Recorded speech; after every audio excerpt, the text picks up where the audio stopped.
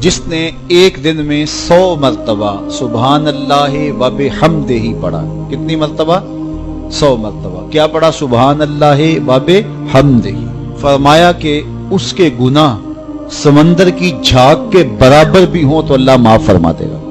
تو یہ اپنے وظائف میں شامل کر لیجئے سبحان اللہ و بحمدہ. اور حدیث بخاری ہے کہ 2 کلمے ایسے ہیں جو اللہ کو محبوب ہیں اور زبان پر مشکل نہیں، زبان پر بڑے آسان ہیں، اور جب میزان پہ رکھے جائیں گے تو پلڑے کو جھکا دیں گے، بڑے بھاری ہیں میزان پہ. وہ 2 کلمے یہی ہیں سبحان اللہ و بحمدہ سبحان اللہ العظیم. تو اگر اس کو 100 مرتبہ روزانہ پڑھے تو سمندر کی جھاگ کے برابر بھی گناہ ہو تو اللہ معاف فرما دیتا ہے. دین کی بات پھیلانا صدقہ جاریہ ہے. ثواب کی نیت سے ویڈیو کو شیئر ضرور کیجیے. جزاک اللہ.